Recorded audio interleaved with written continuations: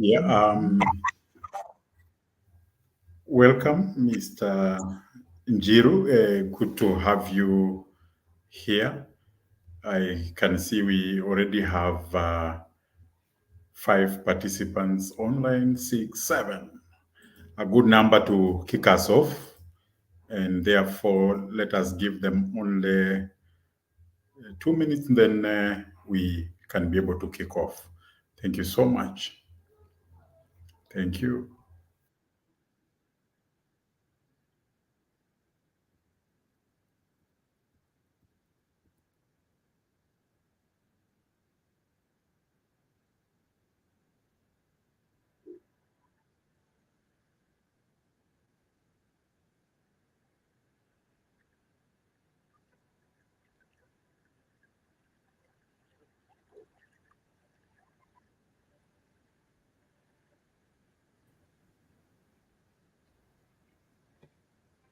Hello, Greg.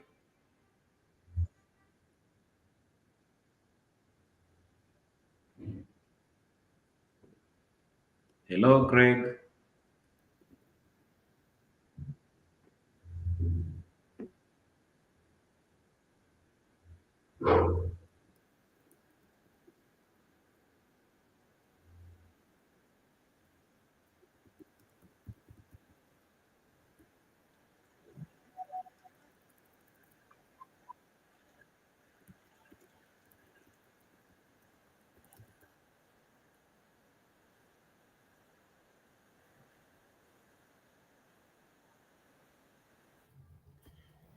Good. And once again, thank you so much. We are good to kick off, and glad that all of us are here. So, without much ado, I just want us to dive deep into the session. Today, we took on discipline management, and this is an area that we can't neglect because for as long as you have people in an organization, definitely issues will come through. Wherever there are people, people are different, and therefore issues must come through. The question is, are we prepared to be able to sort out such like issues as they come in a fair and effective way, if I may use the words of Mr. Njiru. I've known Mr. Njiru for quite some time, and I know he's passionate in what he does. And I know this is an area that he has not only practiced, but he lives it. And therefore, it will be good to for him to share his knowledge.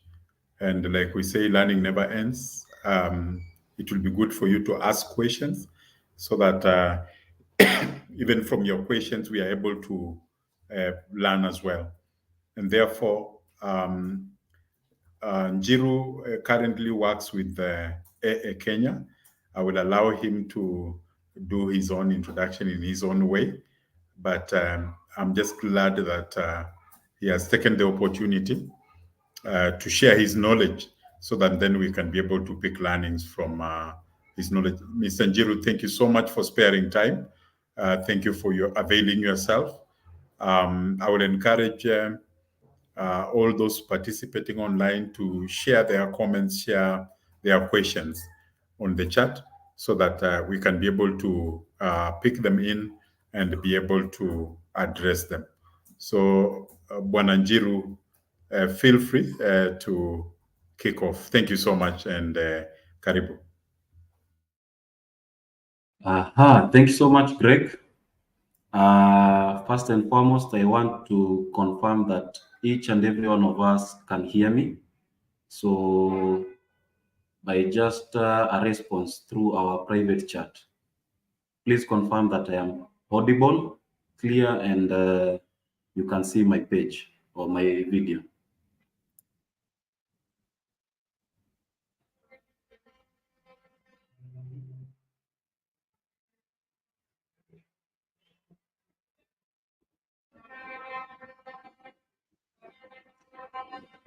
Thank you, Nathan. So just a brief introduction of who Mr. Njiru is, or Eric Njiru Mwangi. I'm a HR practitioner with at least 8 years experience in this field of human resource management uh, and administration. I have worked in the manufacturing industry. I've also worked in the healthcare industry.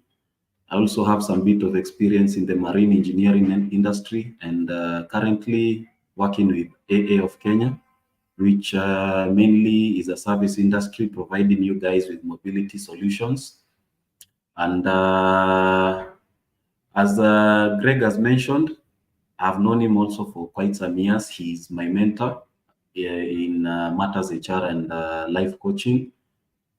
We've worked in many categories, handling various projects, and I want to be proud to say that Greg has really channeled or has really shaped the career paths of not only Mr. Njiru, but many of the HR practitioners that have been able to go through his hands. And on today's topic, I felt it wise to share or just interact with my fellow colleagues in terms of discipline management at the workplace. As Greg has mentioned, this is a field where each and every one of us is continuously learning so that we can be able to understand what does the law say in terms of discipline management at the workplace. So we'll be looking at the introduction bit of it, just getting to understand what does discipline management mean. We'll also be looking at the objectives of workplace discipline and why it is very important. One of the main points is usually factors for effective discipline. So that is one of the areas that we will also be looking at.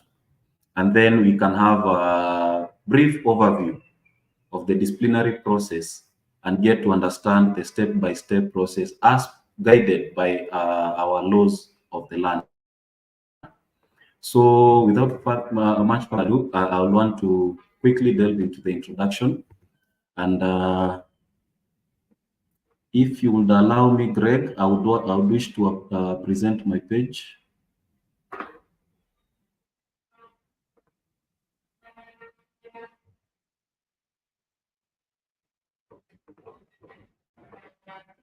Mhm. Is everyone able to see my screen?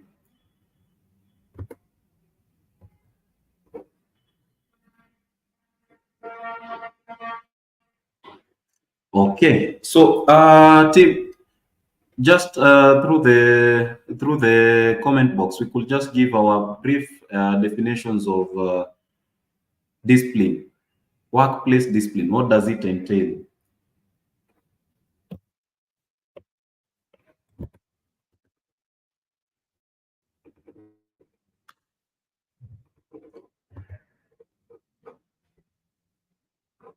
So a brief definition of the workplace discipline is the process by which employees are held accountable for their behavior and performance.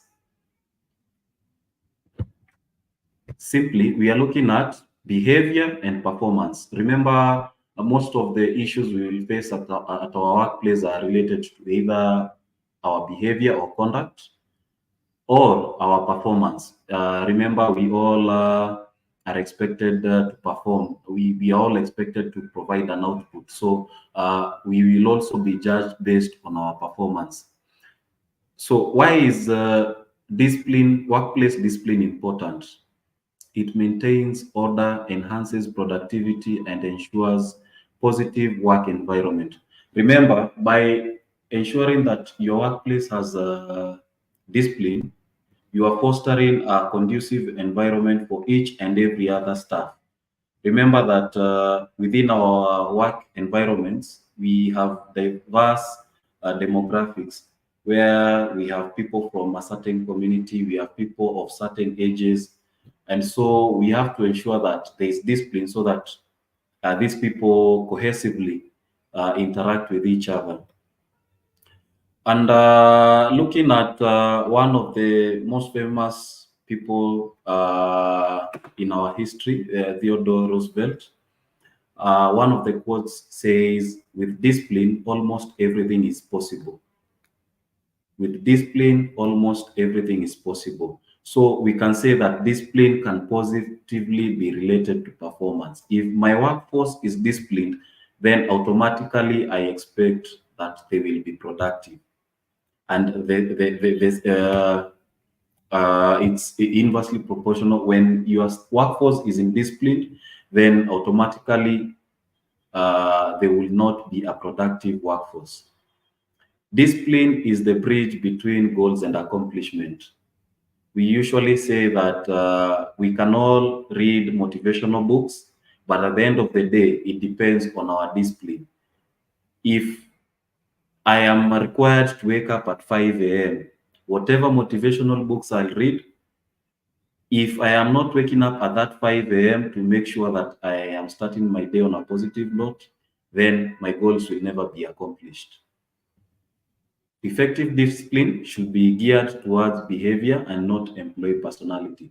So here, when we are focusing on discipline management, we are saying we are not focusing on this certain employee or employee XYZ. We are saying that his or her behavior is what we are focusing on. So we are aiming at correcting the staff's behavior, and through that, we'll be able to achieve good performance. So what are some of the objectives of workplace discipline? One is to encourage positive behavior. And by this, we are saying that if I expect my customer service agents to portray teamwork, then there has to be workplace discipline. If I expect the subordinates to respect or to adhere to the instructions or guidelines of their superiors, then there must be workplace discipline. The workplace discipline is also aimed at enhancing better performance for the employee and the organization as a whole. We've said that without discipline, then there is no productivity. So one of the objectives of ensuring that there is workplace discipline is to enhance a better performance. We might share all our targets, all our KPIs, but then without this workplace discipline, then we are as good as doomed. Another objective of workplace discipline is to maintain the standards and policies of the organizations. You realize that during induction, we usually share a handbook that entails the workplace or the company's policies, procedures, SOPs.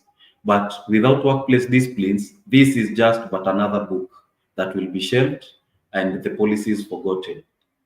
Uh, we also intend to correct inappropriate actions. Workplace disciplines, you'll realize that it will give you the guidelines in terms of handling any misdemeanors or misconduct within the workplace and how best to approach this misconduct so that one, you are able to handle it in a fair manner and you are able to maintain consistency so that if employee A is absent today and this is the corrective action you are taking, then the same corrective action you've taken against employee A is the same corrective action you will take against employee B, C, or D. And this points also to our last objective, where our aim is to ensure fairness and consistency in handling issues. We also want to enhance personal accountability. When we are saying that Eric has been late and we need to reprimand him, then we are not only reprimanding him, but we are making him accountable by saying either this absenteeism is punished by a warning letter, it's either punished by recovery from his salary, or it's either punished by him being deducted one day off. So, what are some of the factors in terms of ensuring discipline is effective in our workplaces? And you'll realize that workplace discipline, if we are not keen enough to make sure that these factors are looked into, then we'll realize our disciplinary procedure may be flawed and may not be actually the right way. We might find ourselves in litigations with the labor and the employment and labor relations court. So how do we go about discipline management and ensuring that it's equal and not favoring any parties? So one of the factors of effective discipline is to ensure that all our supervisors, line managers, HODs are continuously trained to understand how the disciplinary or the discipline policies within our organizations work, and how they should be effected within their departments, within the organization, so that at the time this is getting to the HR desk, the supervisor has been able to mitigate some issues. They have been able to handle it in a fair manner, and the employee and the HOD are both satisfied with the outcome of the disciplinary process. The disciplinary decisions should be uniform, and this is why we are saying we all need to have a documented policy where it states what are the repercussions of misdemeanors and misconducts, and they should be in a uniform manner so that this is maintained consistently and every other staff feels that their hearing or their disciplinary process was fair enough. We also need to impersonalize discipline.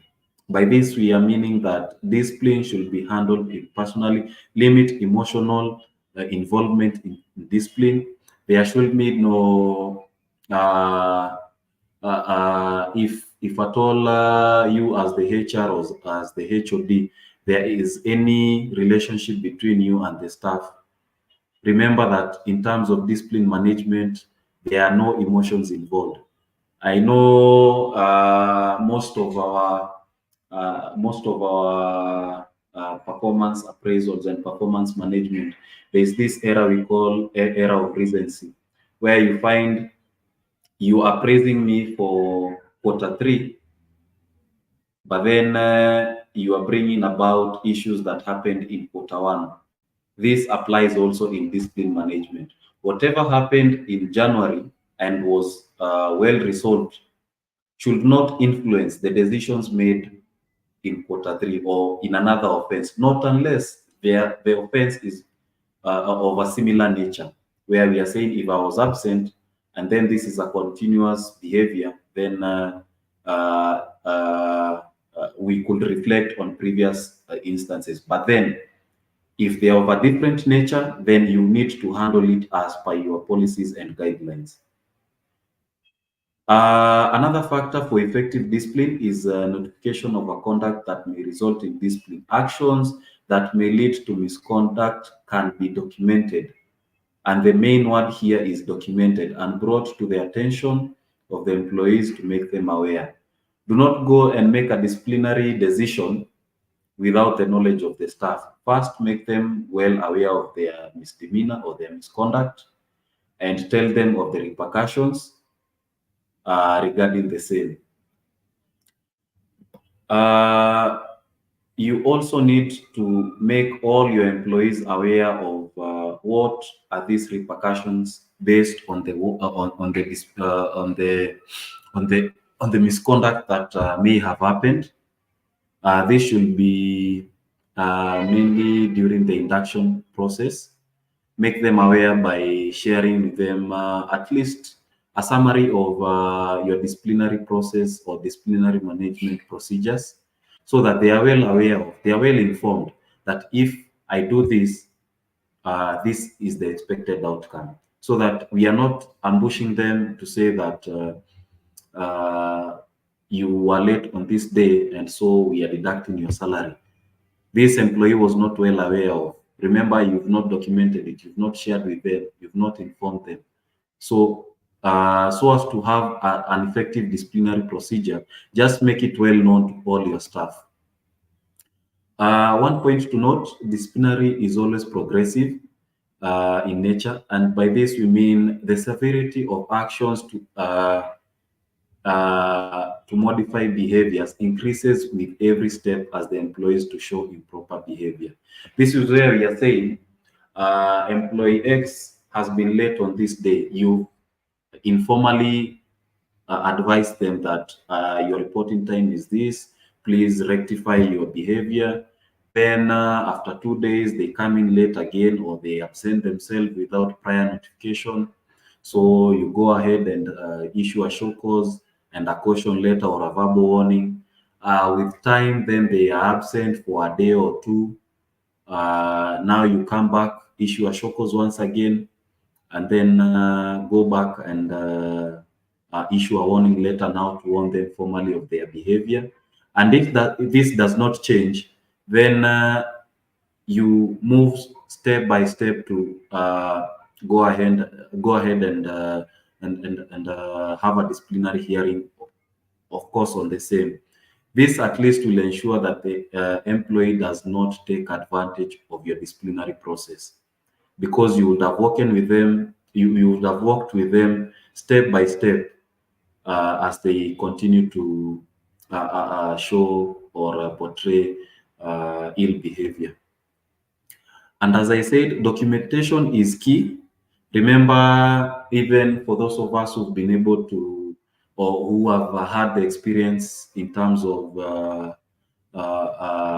going to the court and representing the organization, remember that documentation is what is relied on. Without documentation, then the entire process is flawed. So by sharing with these employees a documented policy where you give them time to go through the policy, you make sure you clarify all the clauses with them and make sure that they read and understand it and sign to consent that they've understood it, so that at the point of discipline management, they cannot come back and say they did not know or they are ignorant of this policy. They at least will have consented and come back to say that I am aware of the policy, this is the document I signed, and I'm aware these are the repercussions if I am to do this and this. Moving on, we can all agree that discipline should be fair. And by this, we are saying there should be no over penalization and under penalization, as this will be deemed to be unfair to the employee. Remember, we are saying we are putting our emotions aside. We have this guiding document, which is our discipline management procedure, and this is what will guide us in terms of discipline management. Internal fairness must be maintained and equal punishment for equal offenses. Remember, if today I am to punish employee A for absenteeism by dismissing them, and then tomorrow I only give a warning letter to employee B, this will be deemed as unfair, and the other staff would now find our discipline process to be unfair and not equal. Discipline should be flexible and consistent, and by flexible, we are meaning consider action by other managers and actions taken in the past. Remember, we have the law of precedents. Look at what was done to employee so and so and how their case was handled, and make sure you maintain consistency so that When you are saying we are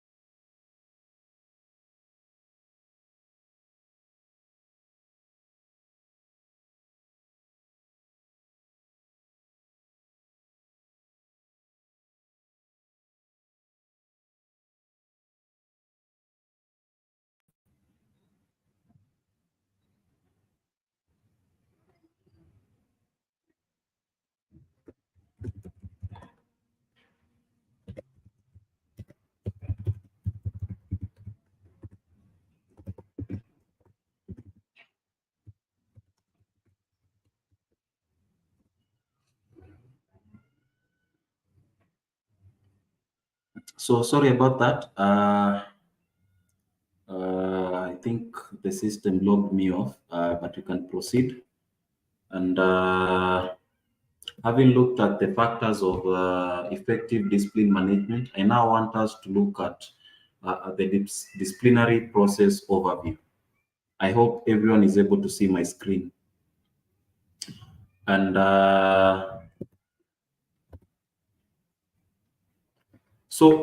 the first bit of the disciplinary process, when a complaint reaches the HR desk, the first bit of it is to verify, is this complaint valid? And by this, we say that the HR goes then to investigate. You can, and this is just mainly to gather all facts, right? So that you're not reprimanding a staff for something that did not happen. Remember, at this point, these are still allegations. And so you need to confirm and verify that they are actually true and they happened. Then the next step is the informal discussion where we are saying, for minor issues like lateness, we are talking of absenteeism. Probably the staff was absent but did not communicate. First, get to understand why did they not communicate or why they were absent, and then you can be able to handle this at the initial stage by informally discussing the issue with the staff and telling them of the repercussions. This does not have to go past this stage, and this is mainly for the minor issues. Once you've gathered your facts and you have established that this needs to go to the next step, then there's the formal disciplinary meeting where you escalate for this, repeated or serious offenses. This is a repeat offender of absenteeism or lateness. Now you need to have a formal disciplinary meeting with this staff. Then following the disciplinary meeting, then you have the decision-making stage where based on the facts that and evidence that you have gathered at the initial stage of investigation, then you are now reprimanding the staff based on your disciplinary procedure. Then this is what we are talking about, reprimanding, the final stage of disciplinary action, where you can either issue a caution letter, a warning letter. This could be either be a written or verbal warning. You can also suspend, and you can as well terminate or summarily dismiss. So a quick dive into the disciplinary process. And as we look at the disciplinary process, I want us to just through the chat box, we can mention a few of the guiding policies or principles. What do we refer to in terms of the disciplinary procedure? What guides the HR department, or what guides employers in terms of the disciplinary process? We can just quickly share through our chat box.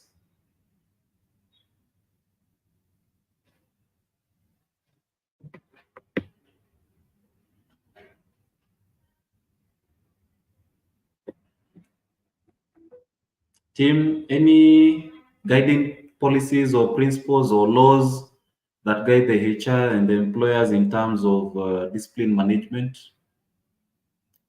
I can give you an example, the Kenyan Constitution, 2016. Any other? Greg, Nathan?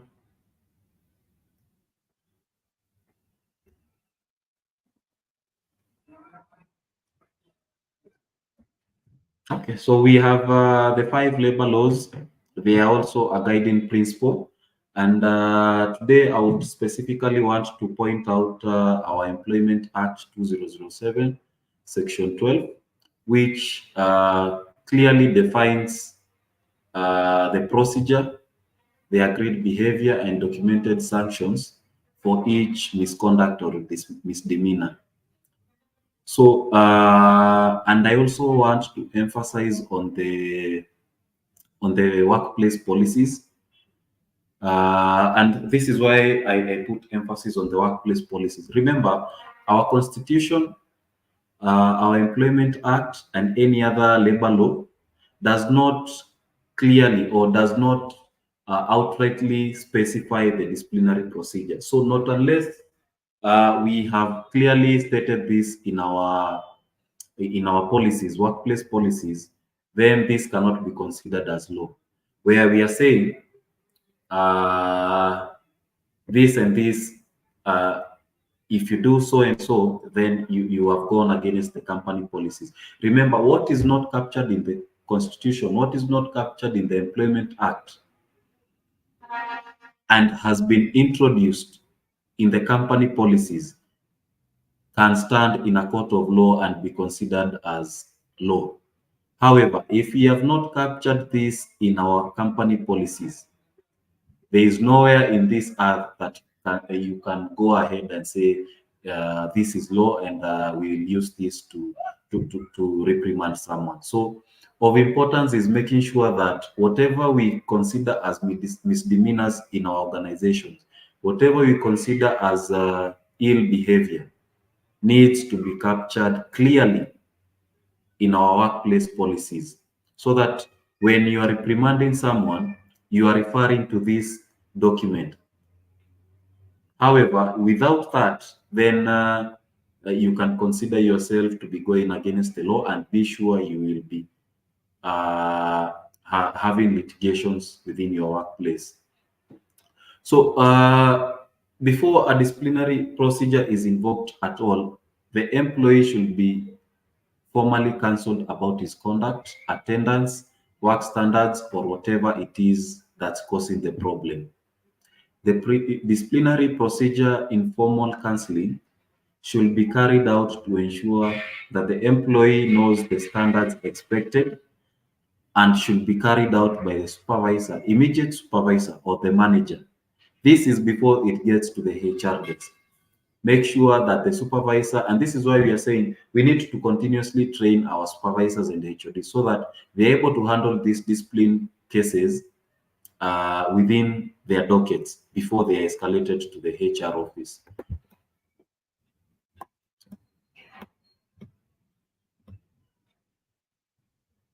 On the informal counseling, an employee should be told what needs improvement, e.g., timekeeping in the cases of lateness and attendance, conduct based on your business code of conduct and work standards.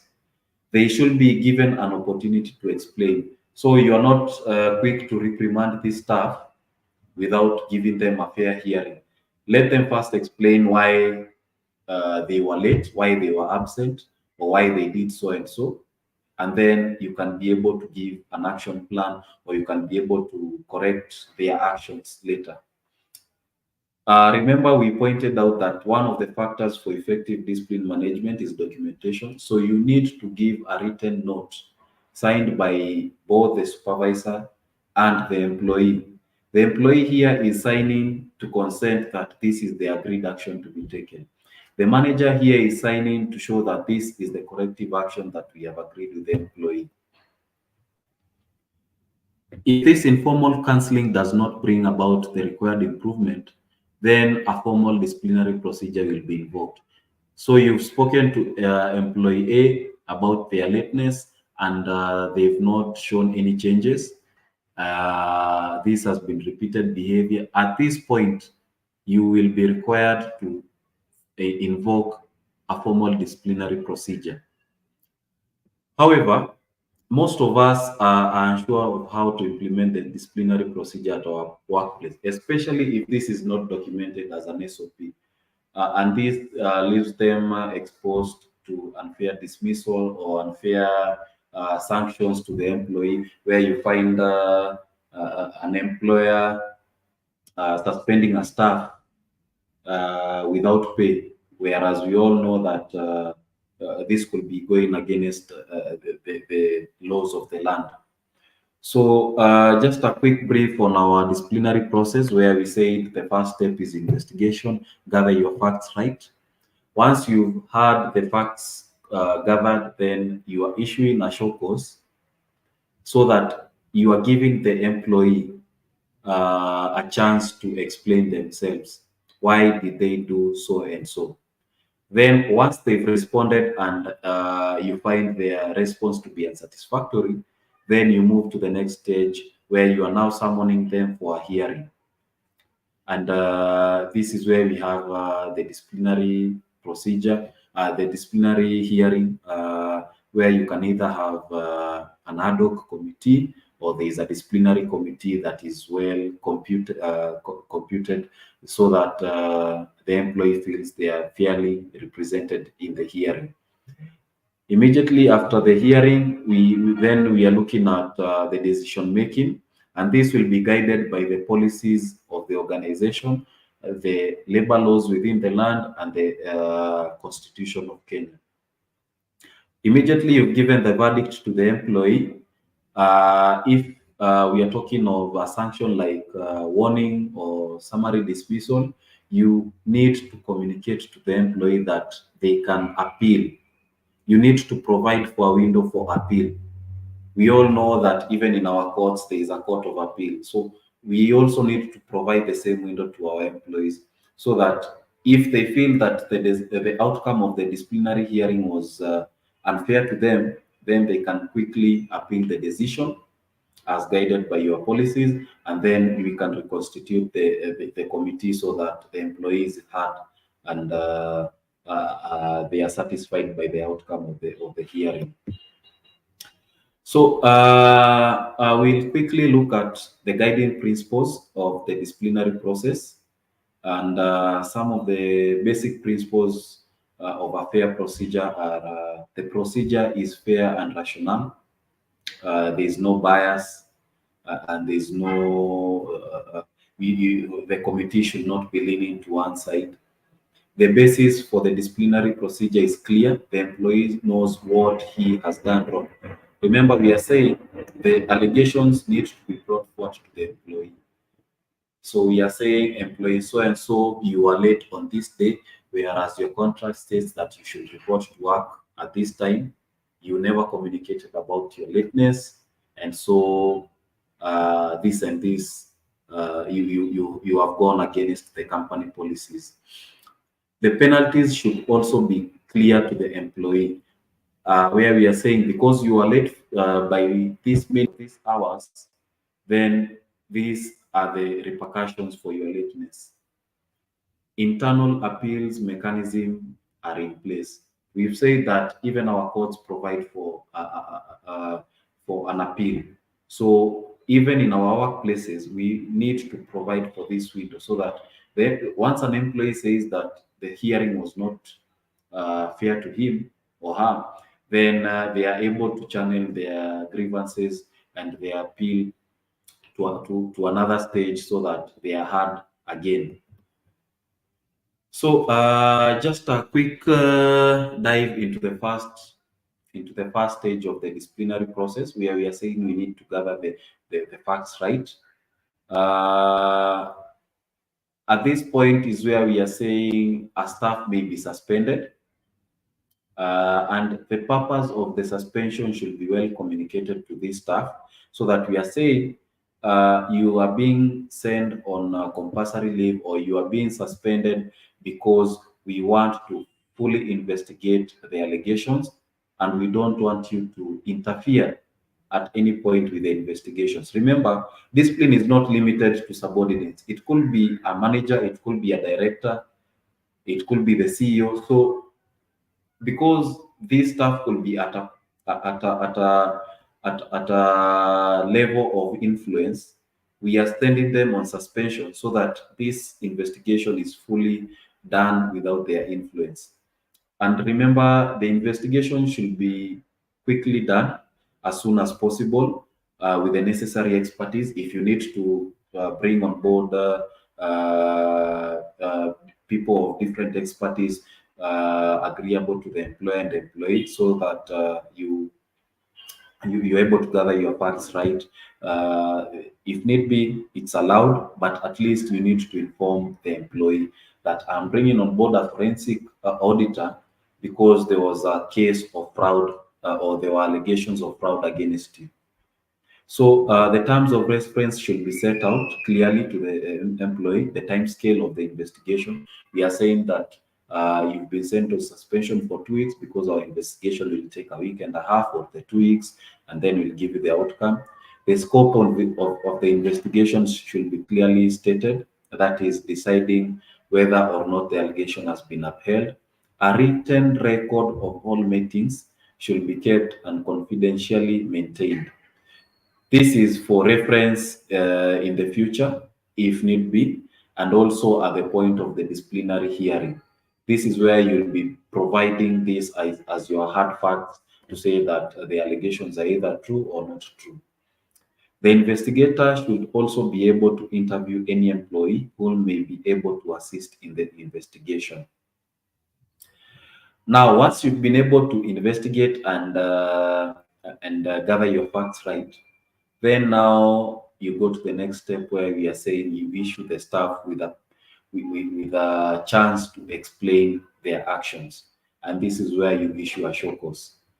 So the show cause should be specific on the violations.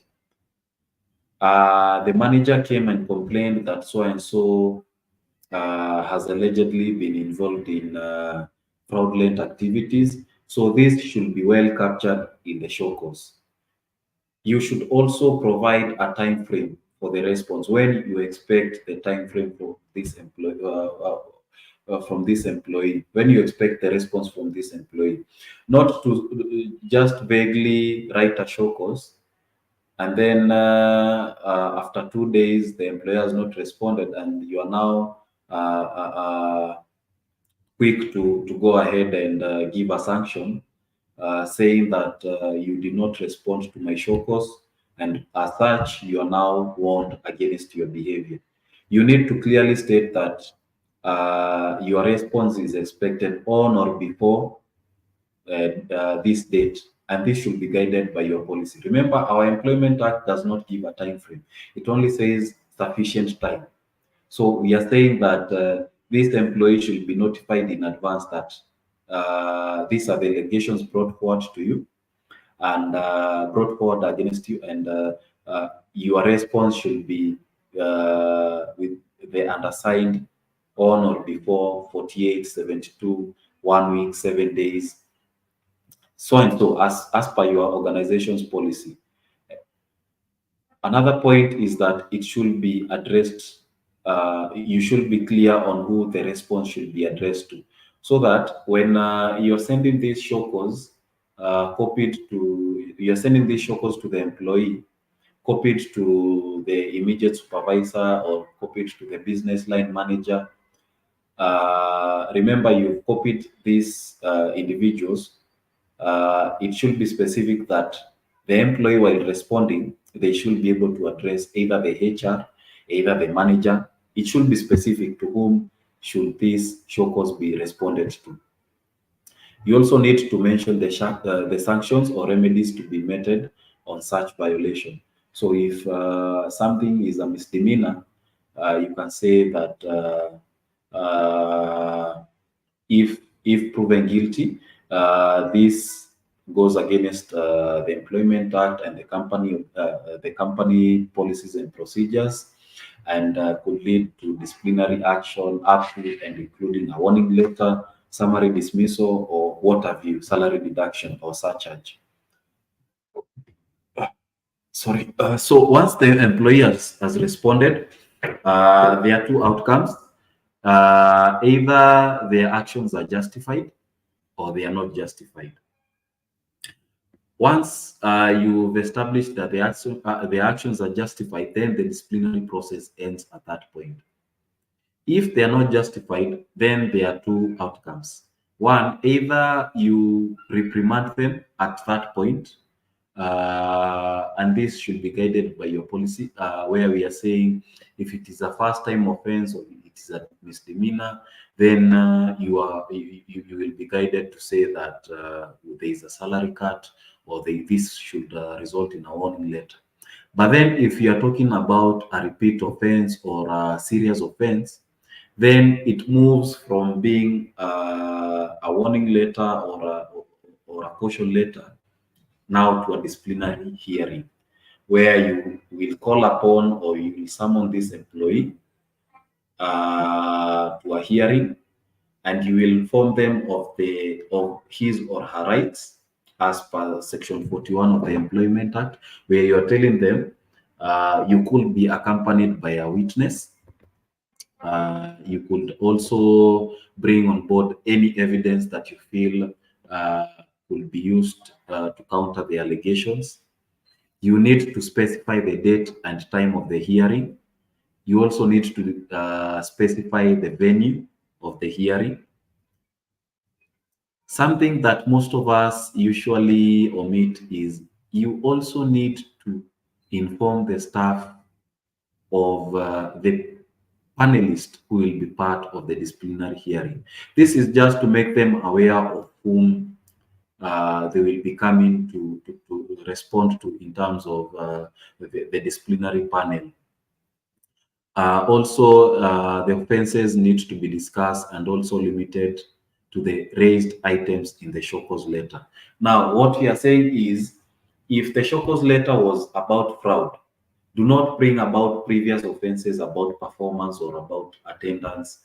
Let it be restricted to what was captured in the show cause letter. This is what is going to be discussed during the disciplinary hearing. Now, during the hearing, remember, you've now advised the employee that they could come with their witness, and this could be an expert in any field. I know most of us usually ask ourselves, or usually restrict the employees to fellow colleagues, where we are saying you can only come with staff, with a fellow staff or your colleague at the branch or at the department. But let it be known to us that if the employee chooses to bring an advocate, it is allowed. Remember, one of the employees' rights is to have a witness or have someone to represent them during the hearing.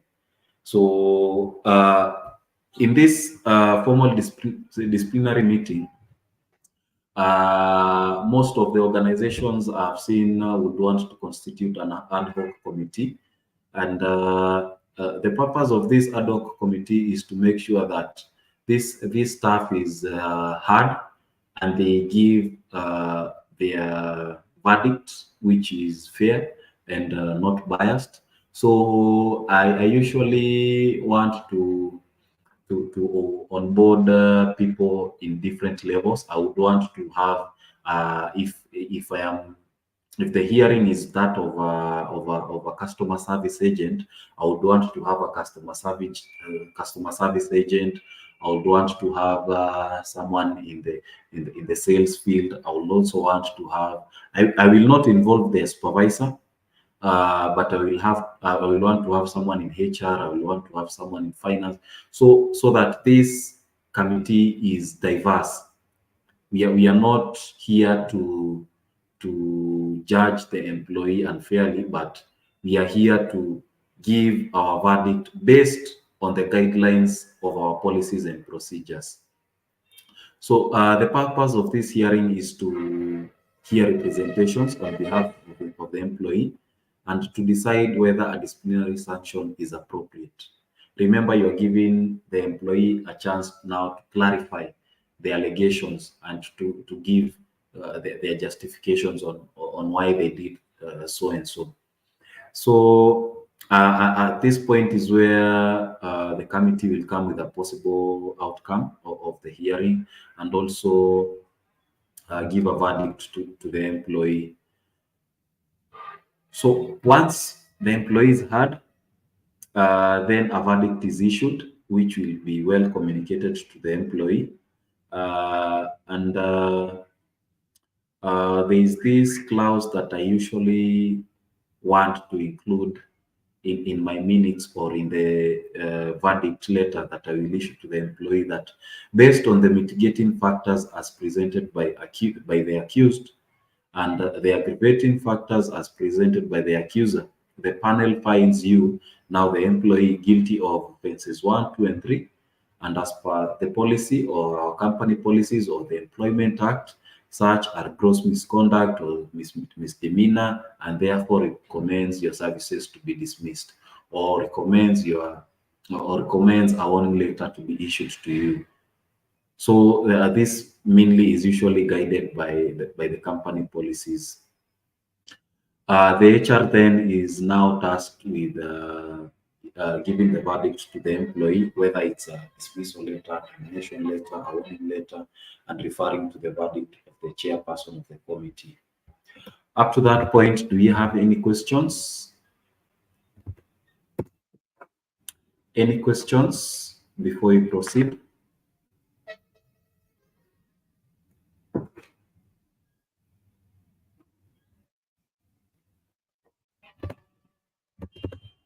Okay.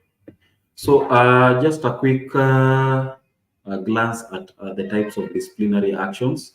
One, as I said, it could be a verbal warning, and this is mainly for first-time offenders on minor issues or infractions where this staff has been alleged to be late for 1 day. So it's only at this point that you would call the staff and give a verbal warning.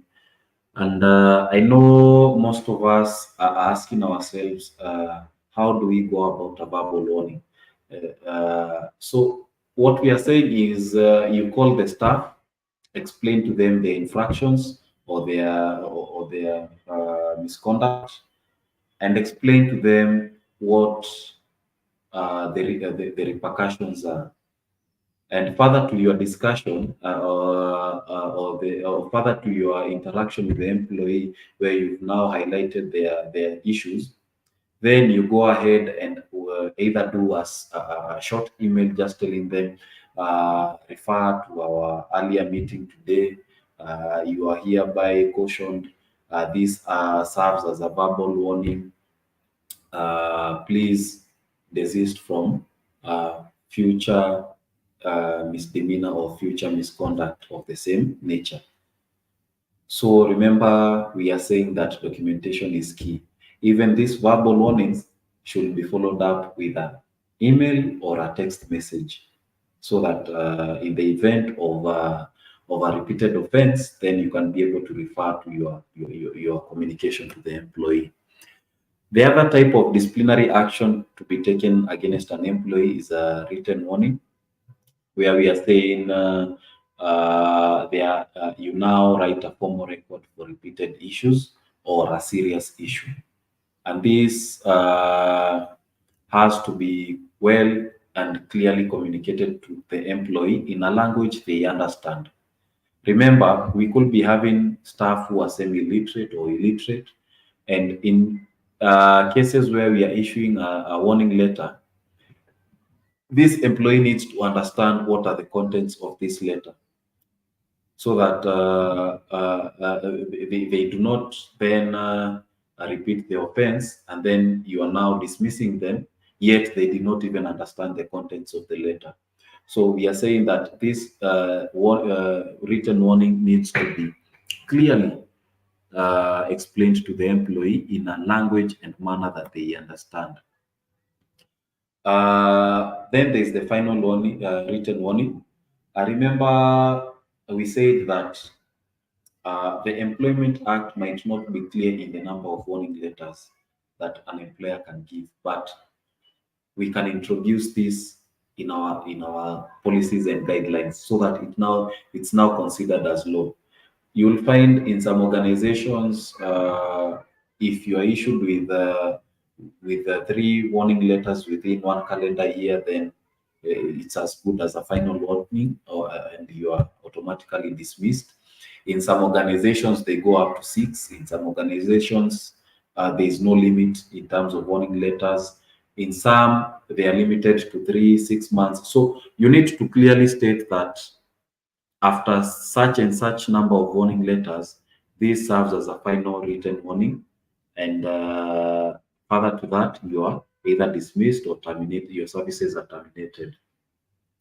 Another type of disciplinary action is suspension, where you temporarily remove a staff from their duty, either because uh, uh, either because you want to ensure that one, they understand the repercussions of their actions. Two is also to make sure that they clearly now understand the disciplinary procedure in the company. Another disciplinary action is termination, and this usually is on matters performance, where an employee has failed to meet their targets. You've tried to put them on PIP, you've tried to coach them, you've tried to train them, you've provided all necessary resources, but then their performance is still not at par with what is expected of them. And then we also finally have the summary dismissal, which I'm sure most of us are aware of. So we can quickly look at the key points in the disciplinary process, where one is to confirm the outcome of the hearing in writing. Remember, we are saying documentation is key. And in documentation, it has to be well explained to the employee. So the outcome of the disciplinary hearing has to be in writing, and it details the decision of the disciplinary panel or committee, and the reason as to why the decision has been made, and improvements required of the employee and the employee's rights to appeal. So as an employee, or as an employer, or as a HR, you should write up your notes from the meeting and send the employee a copy. So here we are saying HR is tasked with the role of being the secretary or taking notes of the disciplinary hearing. Make sure you have everything that was discussed during the hearing, and you need to send a copy to all the panelists as well as the employee to confirm that what you've captured in the minutes is what was actually agreed upon. Copy all notes, statements, and copies of letters to HR for placing on the employee's personal file. This is simply for documentation and reference in future. And also ensure the individual signs and returns a copy of the disciplinary letter to acknowledge receipt. It's obvious that when you discipline an employee, when you issue a warning letter, most of them, this is not something that one would be proud of. But then it's important that they acknowledge receipt of the letter, so that this staff is not coming back to say that I was not informed this was the decision that was made. But by acknowledging, at least we can all agree that in future we can come back and refer to the file and say this was in agreement with the employee, uh, and they were okay with the decision that was made. So now, after the disciplinary process, some of the employees might feel that the decision was not fair enough, and they might want to bring forward their appeal. And so you need to provide a channel for this employee to appeal, and you need to communicate it in the letter where you're communicating the decision of the panel. So where you are saying that you are hereby warned against this behavior. If you feel that the decision that has been put across by the panel is not fair, then this is the way to go about in terms of appealing the decision. Remember, in most cases, this will usually be in cases of termination or summarily dismissal. And the purpose of the appeal of the hearing is to offer the employee, or is for the employee to reason why they believe that the action was taken was unfair, and why they need to have the decision either reversed or the employee had afresh. So failure to follow the correct procedure in the appeal hearing might render what was a fair disciplinary action or dismissal to be unfair. What we are saying is this employee has been deemed to be engaged in fraudulent activities, and this has been the decision to summarily dismiss them. Once you do not provide for an appeal, for a window of appeal, and this employee is terminated or dismissed, this employee has a right to go to court. And trust me that the court might rule in favor of the employee, because you did not provide for a window for appealing. So we all need to make sure that this is well communicated in our final decision of the hearing, and that the employee understands that they can be able to appeal the decision made by the disciplinary committee.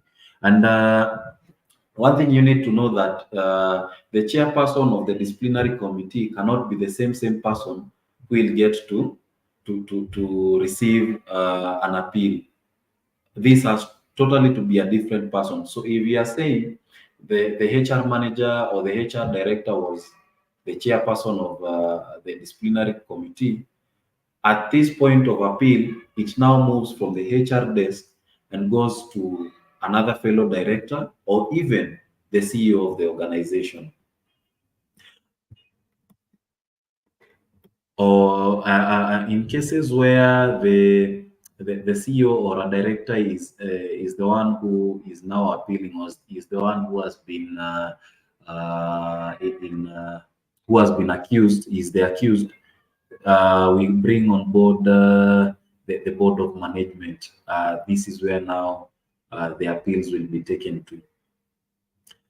So a union or employee representative or colleague from the company may represent the employee during the appeal, and the appeal will, wherever possible, be heard within reasonable time or receipt of the written request. Remember, this still has to be well constituted in our policies, where we are saying an employee can only appeal the decision of the disciplinary committee within a certain time frame. This has to be well documented. The hearing will be chaired by either the CEO, as I've mentioned, or any member of the top management, a fellow director, and not in direct line with the employee. So we are saying, if I am a customer service agent, the customer service manager cannot be the one to be chairing the appeal committee. A union or employee representative from the company, yeah, we say that they can easily represent, they should be able to represent the employee. An appeals committee decision will be conveyed to the member of staff in writing within reasonable time after the appeal hearing. The best practice is usually that once an employee has appealed within 7 days, then the committee should be able to an appeal committee should be able to be constituted within the same 7 days, and a decision after the hearing has been done should be able to reach the employee within at least another 7 days. So we are looking at possibly a month or 21 working days. And moving on, we can now look at Aha, I can see we have questions coming from Nathan. Interdiction and suspension. Uh, I believe this is more of semantics, and I want to respond to questions just before you. Sorry, Greg. Um, yeah, allow me propose you take them on once you are through, so we can share across. Dominic is here, Mr. Bad, and yourself. You can take them on. So just carry on. So, if I got you right, we proceed with the session, and then there later we can look at the questions. Yes, that's right. Okay, thank you. Uh, so, what is the role of HR practitioners in the disciplinary process? One is to guide managers on the proper procedures. Remember, we said that it is the role of HR to train line managers and HODs. Make sure that they are well, they understand fully the disciplinary process and what are the expected outcomes or what is expected of them within their dockets. Two is to ensure documentation and fairness. And by this, we are saying at the point where our staff is being onboarded, make sure that they are well aware of the company policies and procedures on matters discipline. They are well inducted and trained on the disciplinary process. They are well aware of what is expected of them, the do's and don'ts, and what are the repercussions of any actions against the company policies. Another role of the HR is to make sure that they facilitate a fair hearing, and this captures both the initial hearing and the appeal hearings. Also, is to provide training. I think that we've already looked at providing trainings, but also continuously providing guidelines to the managers so that they fully understand what is expected of them. Now, without communication or proper communication, then our disciplinary process would, of course, be flawed. So, what is the role of communication in this entire process? Remember, we are saying these allegations have been brought forward to the HR desk. They have to be clear allegations. We are saying so and so was late on such and such a date. It's not so and so was late. We need to capture the clear dates and the clear specifics of these allegations. So it needs to there needs to be clear, respectful communication, whether on the allegations, whether on the verdict, whether on the show cause. Remember, when you are writing the show cause to the employee, it needs to be clear of what allegations have been brought forward against them, so that when they are responding, they know what they are responding against. Secondly, you need to explain the problem and the desired change.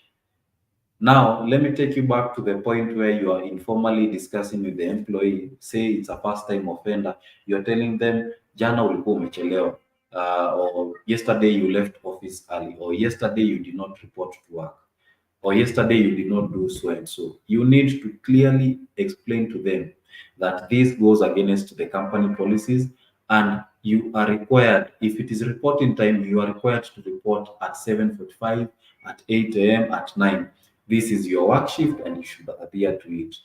This is the expected outcome of your, or these are the expected outcomes against your targets, and this is what is expected of you. Failure to which, then it is obvious that there will be a repeat offense. Also, one of the main aspects of clear communication in this entire process is to allow the employee to respond or explain or justify their actions. And this is where we are saying you need to give the employee ample time to respond to the show cause. Not calling an employee and issuing them with a show cause and expecting that in the next hour or so they have responded to the same. They need to also gather their facts right. Remember, before you issued these show cause, you took your time to investigate. So they also need to take their time to respond to the allegations brought forward. So it is important, and it's very important to make sure that communication is very clear and specific to the employee at any stage of the disciplinary process. So, what are some of the legal and ethical considerations? Uh, Greg, I hope we have time to continue. I hope we are not eating into anyone's time. So I'll just quickly look at the legal and ethical considerations during this disciplinary process. One, remember we said that we have five labor laws, we have our constitution, we have the company policies. These are our guiding principles. Anything that is documented in these legal documents will be our guiding principles. Always make sure that you adhere to your employment to the employment laws and the company policies. If it is not captured in the employment law, in the constitution, then you need to introduce it in your company policies so that it is considered as law. Another thing is to make sure that all times you ensure fairness and avoid discrimination. And this is where we are saying maintain consistency. If employee A was reprimanded for being late for 10 minutes, any other employee who is late for 10 minutes should be reprimanded in a similar manner as to how employee A was reprimanded.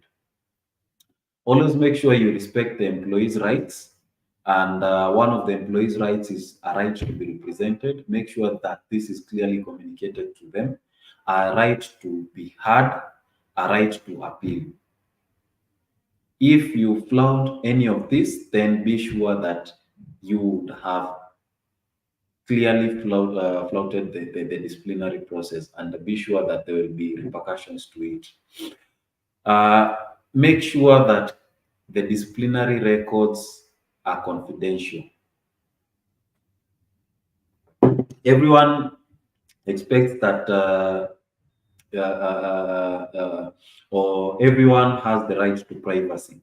So, by keeping these records confidential, then you're ensuring that whatever was discussed in the hearing, whatever was alleged in the letters, is only known to the employer and the employee. This should not be discussed elsewhere. You should not find yourself over lunch hour saying that, hey, flani na flani alifanya hivi, so and so did this and this. Remember, this needs to be kept confidential.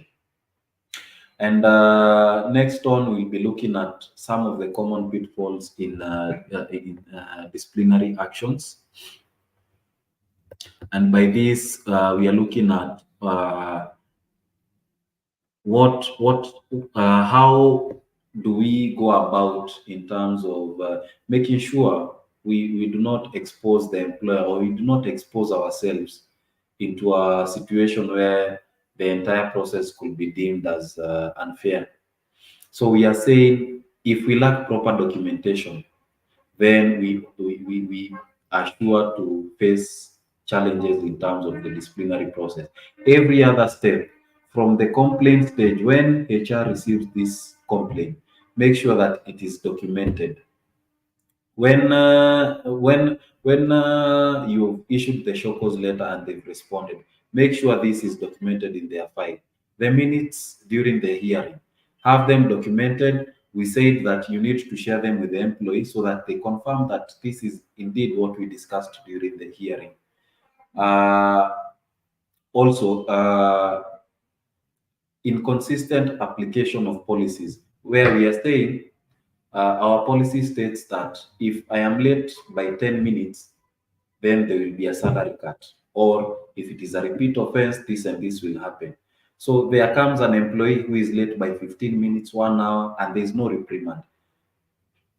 We need to be consistent with the application of our policies so that the entire process is deemed to be fair. Remember, this is one of the factors we say that are key in terms of ensuring an effective discipline management at the workplace. Another thing, and I think we've emphasized on it, is communication. Uh, you find employers, you've gone through the entire disciplinary process, you've had the employee, and at one point you find yourself, you've given a warning letter, you filed it, but it's not well communicated to the employee. There is this employee who doesn't understand English. You've warned them against certain behavior, but they do not understand the contents of the letter. So you need to be clear enough to, kama itabidi umwelezee na Kiswahili, call them in the presence of a union member or another employee, tell them this and these are the contents of the letter. You are asked not to do this any other time. This behavior is not allowed within the organization. So communication needs to be clear enough. Another common pitfall is rushing to judgment without facts. Remember, our first step in the disciplinary process is investigation, gathering our facts right. And we said if it needs you to introduce an expert in a certain field so that you have all your facts right, then please do so. So that once you are issuing that show cause, once you are going to the disciplinary hearing, you have all your facts right.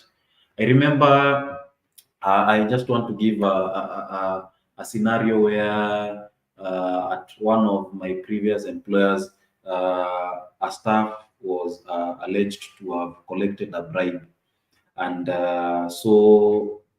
we were quick to issue a show cause to the employee. Yet we had not yet gathered our facts right to say, yes, the so and so has said they've received a bribe. Is there any evidence to show that so and so received this money? Have we gone back to check if there was any message, an M-Pesa message to show that this transaction actually happened? And the employee came back and said, no, not received any money from anyone for whatever purpose. So you find yourself challenged in terms of going ahead with the disciplinary process, because on this end, uh, the allegation is that so and so has been bribed. On this side, the employee is asking you to provide evidence or proof that they actually received this money. So there is no need to rush the judgment. First, get your facts right before even moving to the next step of issuing a show cause letter. This will make the process seamless. Then finally, the failure to follow legal protocols. This is a first-time offender. They've just been late. Your policy clearly states that a first-time offender of lateness will only be issued with a verbal warning or will be deducted the time, the equivalent in their salary. But then you are quick to go and summarily dismiss this staff. Let me let you know that this staff has a right to go back to go to court and say that they were unfairly dismissed. And if you provide your policies, it shows that clearly this employee was the first corrective action was to say deduct the employee's salary or issue a caution letter, but he went ahead and dismissed them.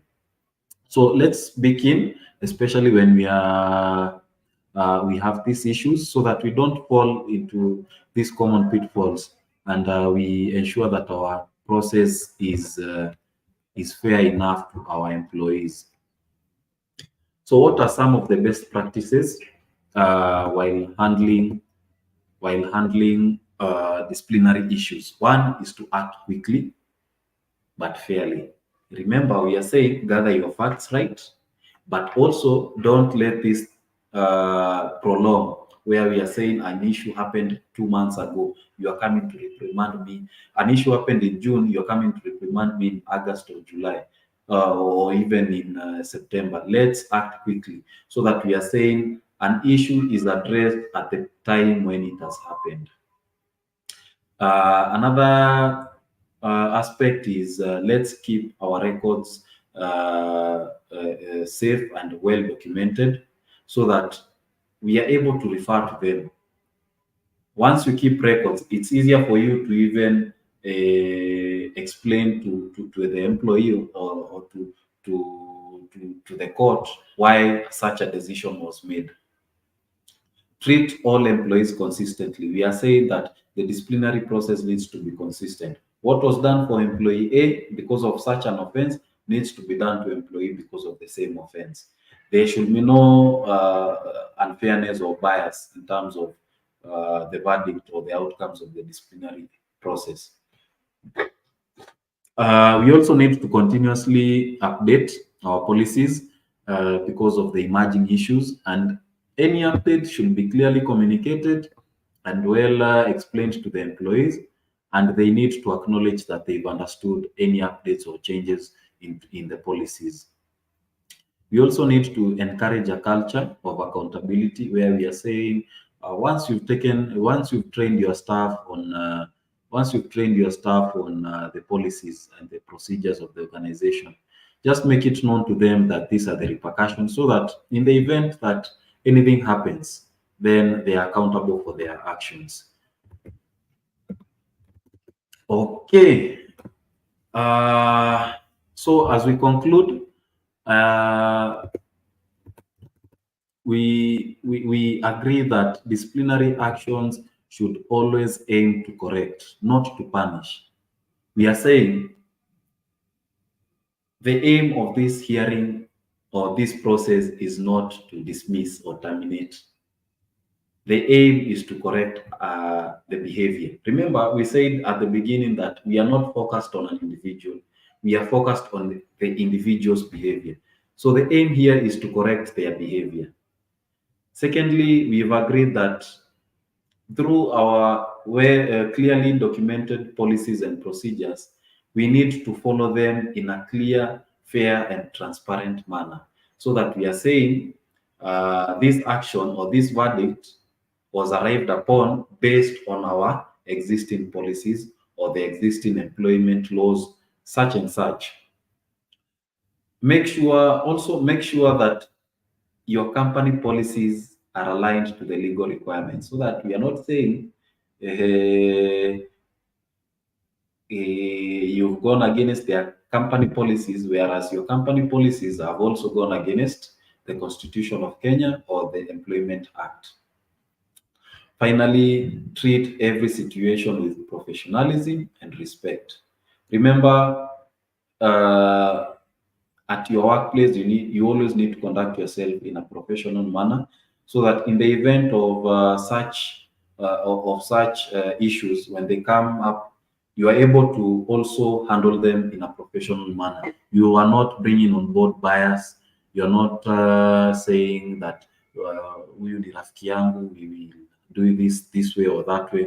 Make sure that this is handled in the most professional manner possible. And so I would like to conclude at this point, Greg, if you would allow me, because discipline management is a very broad topic. Immediately after this, I will share this presentation. I will also share some of the emerging issues in the field of discipline management. If you allow me to, I will also share some of the case studies, so that we look at, I can see some of the questions are what the courts would rule against and what happens in such and such. So these case studies will be able to help us to understand what happens in cases where this happens, and how courts have been able to rule in the previous years on matters discipline. So without much, I want to thank you all for this opportunity to share with you. And I would love to invite questions at this point. Wow. Thank you so much, Eric. That was well covered, and we are grateful that you accepted to engage us and to speak to us. I don't know if it's clear or there's an echo. Yes, I can hear you. Fine. And perhaps just before we take on the questions, so that it's still hot. Let me have Dominic share any comments that he has. I'm looking for Mr. Naftal to add in any comments, then we pick the questions. Yes, sir, Dominic, carry on.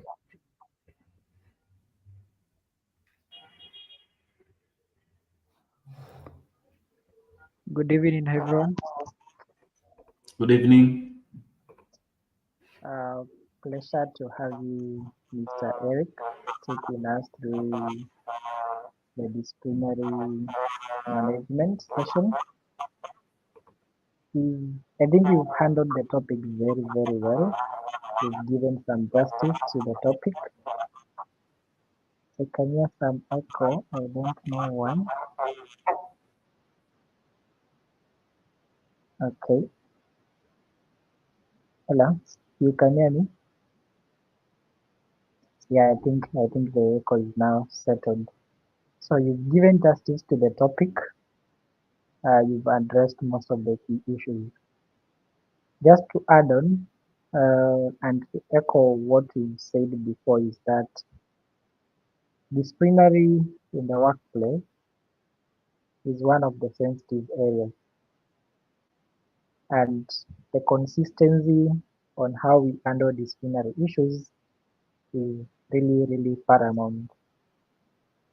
Today we are handling a case, and the decision that is given goes on this particular is granted this particular way. A similar case happens 2 months down the line and a different decision is made. Definitely, this will be termed as unfair judgment when it comes to disciplinary.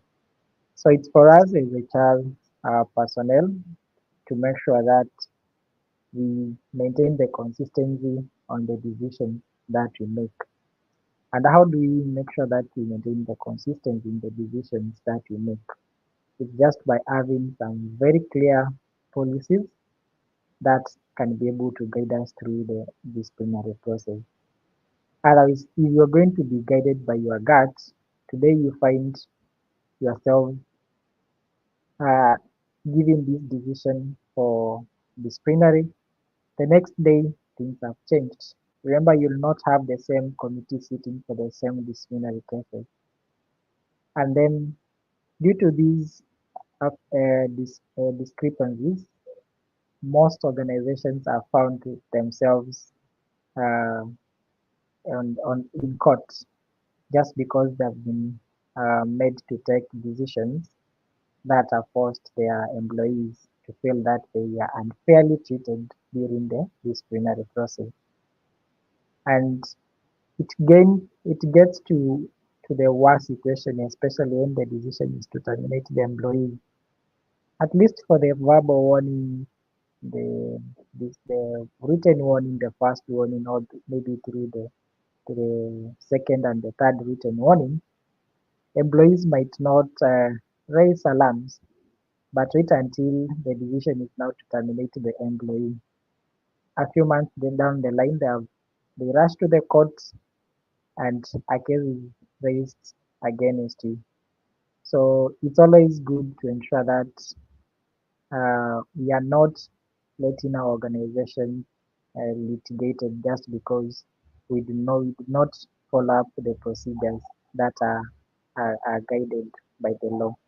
So that is exactly what I can add when it comes to disciplinary management. And just before I conclude is then what's the way forward? If you discover you're having a lot of disciplinary issues coming on a particular issue, then for you, what is the action point as the HR personnel in that organization? What actions are you taking? Will you continue bringing your employees to the disciplinary? There are some other measures that you can implement as a stopgap to that. Maybe employees are going against a given policy, and you find the first one uh, being called for disciplinary because of this kind of an issue. So this one can inform you on what to train them on.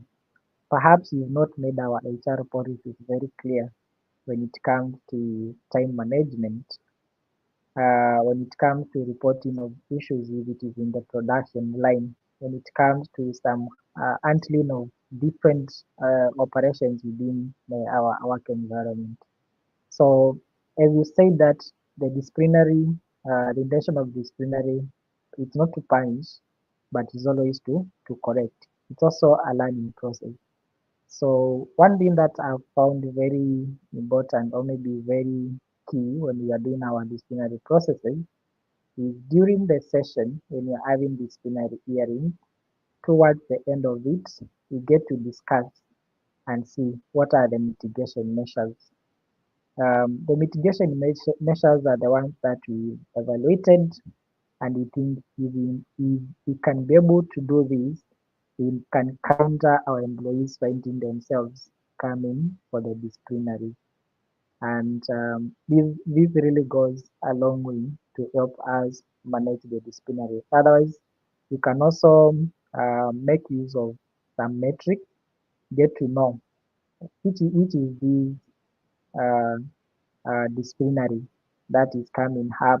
Which are these policies employees are breaking uh, with a lot of high frequency? Which one is a new case? Which one is a developing case? When you look at the cases uh, in numbers or maybe in metrics, you find you will be able to analyze and get a true picture of what is happening in the ground. The other one is always in any disciplinary, there will be gray areas that are coming up. So it's now for us to go and review our policies and make sure that we cover any gray areas that are raised during the disciplinary policies. Otherwise, Eric, thanks for coming through and putting some justice to this topic. Thank you, Greg.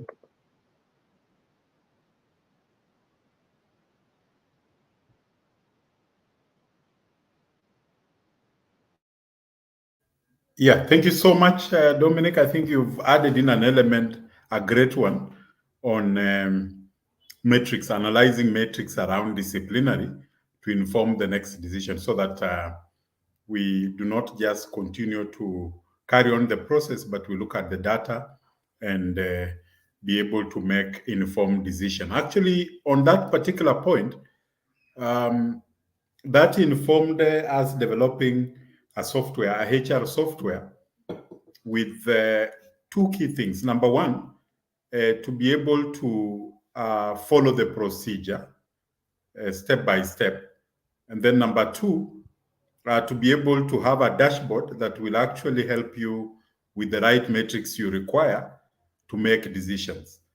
The software is called Ability HR, and we will be sharing so that you can engage with it, interact with it, and see the value it adds. I'm happy Mr. Njiru has just signed off for his organization, and he will actually be enjoying part of what the system comes up with.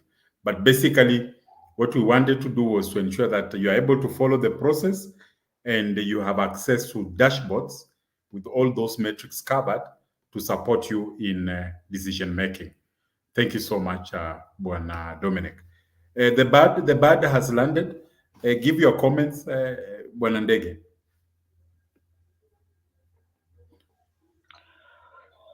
Greg, thank you so much. And I'm hopeful that all of us are having a great evening. Eric, thank you so much for this quite enlightening session. And it's good to, have been part of the audience that was keenly and very committed listening to what you had to say on this very topic. Greg, when I saw this topic, and I thought to myself, this is quite a heavy topic. It's quite lengthy, and perhaps we ought to have had two sessions for it because it's quite heavy. And out of the explanations that have come off Eric in terms of this topic, it's evident that we are almost going to the 2-hour mark in discussing this one topic. So I think probably we will engage separately with all of us, whoever that has further questions or would want some enlightenment. We would be very much obliged to chip in and just take all of us through. Now, I think Eric has covered this topic pretty well. I've taken my notes. What I would want to, flesh in on would be a couple of things. There is the aspect of capacity building of the key stakeholders in the organization, and we're talking about heads of departments and supervisors and line managers, to understand that they shoulder a certain responsibility in terms of disciplinary management, and that not everything ought to stop at the door of the HR office.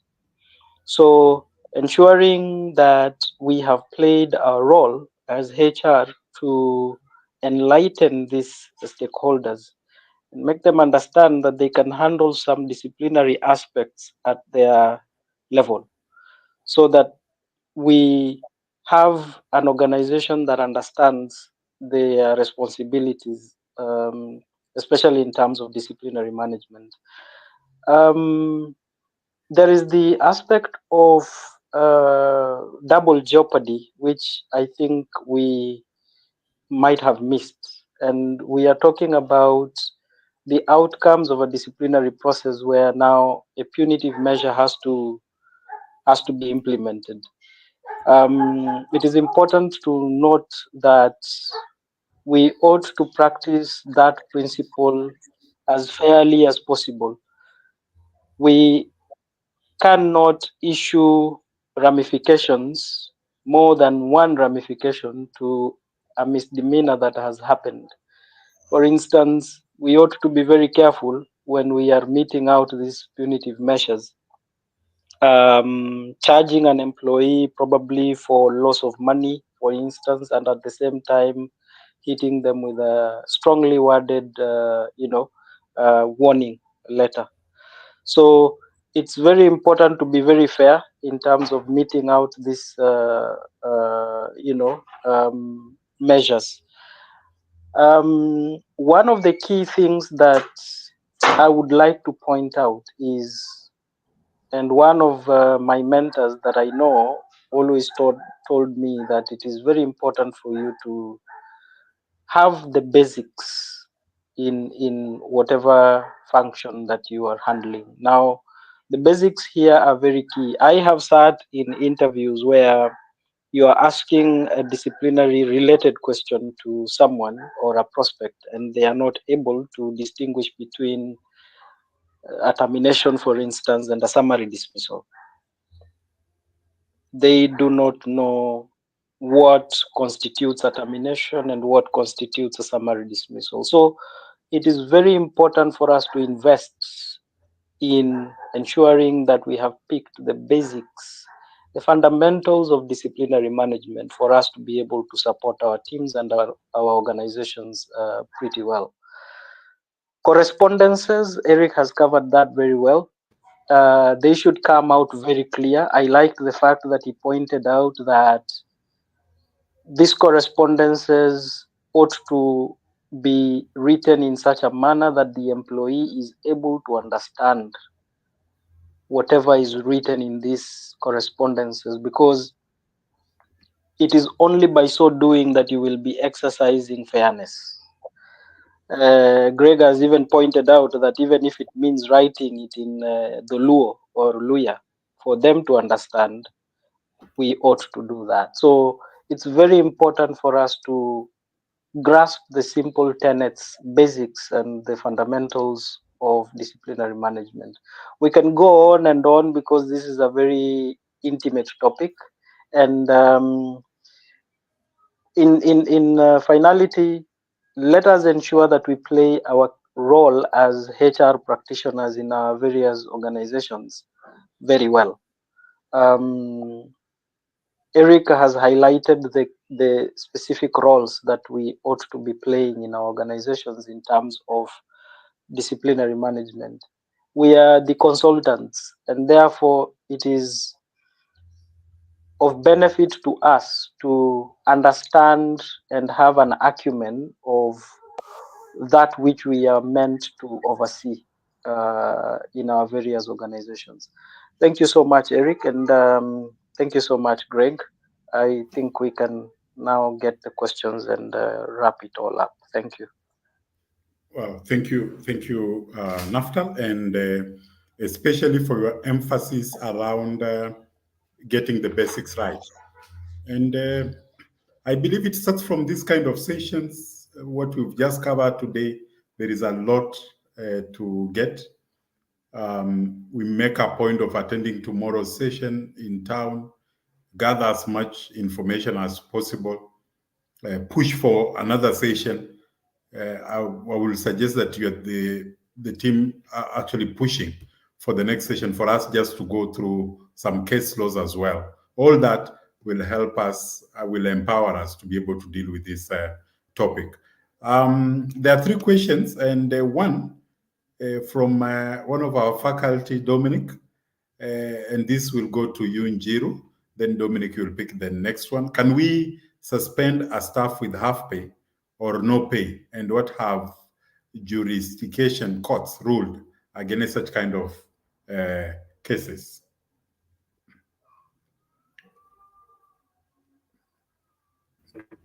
Thank you, Dominic, for the question. And just quickly delving into that question.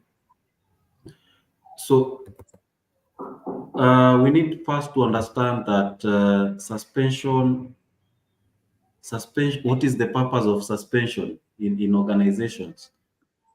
Suspension is for investigation, or you've already done your investigations, and now the panel needs now to make a verdict. You are now giving the employer time to come to give their verdict on the allegations brought forward. Now, remember, as I said at the beginning, whatever is not captured within the labor laws or the Constitution of Kenya can only be considered as law if it's introduced in your policies. So I know most of us would want to say that suspension, you have to pay a staff while they're on suspension. But on the contrary, and this is based on previous court cases, if you clearly stated what guidelines are on your suspension, if you've clearly stated that a staff can be on suspension and on half pay, then that will be admissible in court. And I want to refer to a court case in 2014 between Mary Kiptui versus Kenya Pipeline Company, where the court ruled that a suspension is therefore ultimately a right due to an employer who on reasonable grounds suspects an employee to have been involved in misconduct of poor performance or physical incapacity and wishes to remove such an employee from the workplace to enable further investigation. And this is without subjecting the employee to further commission of more acts of misconduct, underperformance, or the conditions leading to incapacity. The suspension period is a time available to an employee to control, as the employee can be summoned back to work anytime to undertake disciplinary proceedings. So just to quickly answer Dominic, yes, we can suspend a staff with half pay, but what we are saying is it needs to be captured in your policies. If it is not clear in your policies, then you go ahead and suspend a staff with half pay, then you've already gone against the laws. So it needs to be clearly captured. Remember, the purpose of this suspension is to One, you need to protect the staff. You're suspending them so that they do not go ahead and continue either performing or more acts of the misconduct. So I hope that is well clear, and I know to some extent, Greg, probably you might want to also shed some more light on the same. But from where I sit and looking into to the previous court cases, we as employers or the HR could suspend with half pay or full pay, as long as the same is just clearly documented in your policies. Thank you so much, Mr. Eric. And I think we can continue that conversation even on the group, on the WhatsApp group. You can also share the case laws that you have. Let's look at it deeply. Back our proposal such that we are properly empowered. I want us to take only one question, noting that time is well spent, and this is from Ngei. Let me give it back to Njiru because it's your day. What are some of the ways you can use to gather facts? We'll pick this one, then those that are pending, we will now be able to address them on the group. What are some of the ways you can use to gather facts? So, Mr. Nathaniel, you will note the other questions, then you will have them on the group for Mr. Dominic and Bad to address them. Yes, Bwana Njiru. Okay, thank you, Greg. So I just want to first go back to what is the purpose of, what is the main goal of the investigations or gathering facts. One is to provide a sound and factual basis for a decision by the management or by the disciplinary panel. Secondly, is to produce reliable documents to support the decision by the management. Remember, I gave a scenario where someone is accused of bribe or fraud, but then there is no evidence of any transaction between the two parties. So, the purpose of this investigation is to reveal if a misconduct actually happened. Remember, not all of us who are in the workplace are there for the best interest of the other employees. So it is important now to gather your facts right. So in most cases, you'll find employers have legal officers, they have forensic auditors, or even internal auditors. And so you will find that the persons who are tasked with carrying out these investigations are usually the line managers, if not the line managers, the HR themselves.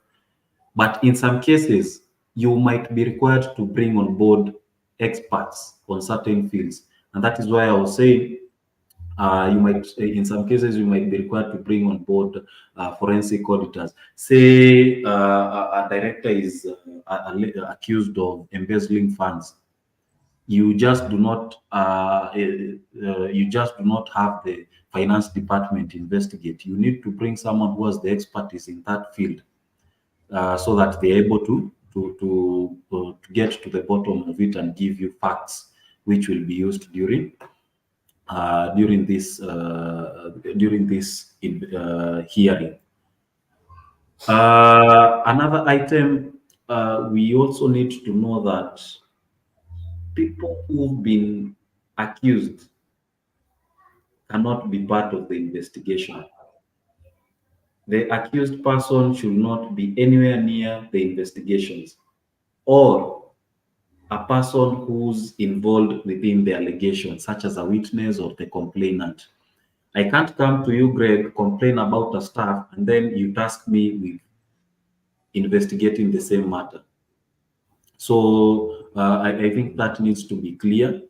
Some of the pre-investigation actions that need to to be informed to the investigator is in events where the employer feels that the accused could tamper with the investigation process, then that is where we are introducing the aspect of interdiction or suspension, so that this person does not have access to the investigation, or cannot be tampering with the investigation itself. Then we also need to develop an investigation outline where we are saying the expert who's been brought on board needs to do 1, 2, 3 things, so that when they are beginning the investigation process, it is focused on certain aspects. It is it's just not going around and doing what they feel is required to do. You need to clearly indicate what you need them to do, and also provide them with the documents that they need to review or investigate. And examples could be payroll, computer records, work rules and policies, HR manuals, the disciplinary procedure for organizations where we have unions, the CBA, attendance records, so and so, such and such. Yes. Also, you may want to utilize a private secure location. You may consider an offsite location if necessary. Do not do interviews witness. Do not interview witnesses in groups. You might want to have them record statements as individuals, so that they are not coerced, and you actually get independent statements from staff. You can also have 2 or more investigators participate in the interviews whenever possible. One may ask questions while the other takes the detailed notes, and this is usually when it's involving transactions or financial transactions or money, where you want one to be asking the questions, then the other person is recording, or because having the staff record it and you ask the questions, they might not record their responses as per what you want. You want it to be detailed, you want it to be focused on a certain aspect. Yes. One thing you also need to note, while you are assuming the position of an investigator, or while the investigator is doing his bit, they also need to pay attention to nonverbal behaviors and record the same. Because one thing about humans is that we might not communicate verbally, but our nonverbal cues do usually communicate a lot. And this, you might notice a staff who is not usually emotional, then they all of a sudden become emotional. You ask a staff something, and all of a sudden they raise their voice, or they now want to tear or cry. Some would want to fidget. So these are some things that you might want to consider, especially when doing the documentation. Another thing to note is do not make any promises.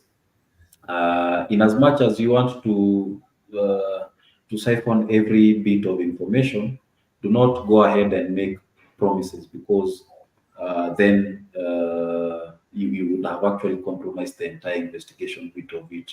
They might want to give you so much information that might not actually be accurate. Yes, I don't know if I've answered the question, Greg. Wow. If we were where I come from, I would have said you've eaten this book and you've eaten it very well. I'm proud of you, Mr. Njiru. I think this is brilliant work. And all I can say is you're going places. Continue empowering yourself. Continue doing more research, share knowledge. And I believe this is an area where you will become a subject. You are actually a subject matter expert. So well done for the session that you've covered today. Just before you conclude, Greg, Mm. because I know in the entire discipline management process, once you get it right at the investigation bit of it, then you clearly, or you've smoothened the entire process. So I just want to point out a few things, Mhm. concluding on the investigation, where uh, if the evidence supports the allegation of the misconduct, what next? So one, you need to assess the severity of the rule of infraction. Next, you quickly have ask yourself, has there been such kind of a violation in the past? And if so, what discipline was imposed? Remember, we spoke about consistency. So you've investigated, you found that it's actually true, and the person is guilty. So what was the precedence in the past? Then next, work with the now being the HR, if you are investigator, then you need to work with the HR just to get to understand what is the corrective action to determine against the infraction or the misconduct of the employee. Then you also need to understand, was the employee being investigated aware of the work rule or policy? Remember, we say that during induction and continuously, you need to inform the staff and train them on the workplace policies and procedures. Then you need to also ask yourself, is the rule or policy reasonably related to the employer's operation? You don't want to reprimand a staff for something that could not even have happened within the workplace. This is something that is external, where you now need to involve external parties. Uh, you also need to inform the complainant that the investigation has been concluded and appropriate action will be taken. This is where now we are saying, if the staff was on suspension, you now recall them, tell them that this has been the findings of the investigation and this is the way forward.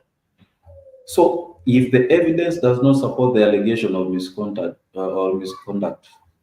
what do you do? Inform the staff that these are the findings and they do not support the allegations, and you're either exonerated and you are either called from work, such and such. Remind the staff that he or she cannot, not the employee now, but the accuser, that they cannot go back to the accused or the alleged person. Also, inform the accused that they cannot retaliate against the complainant, so that you foster a good work environment.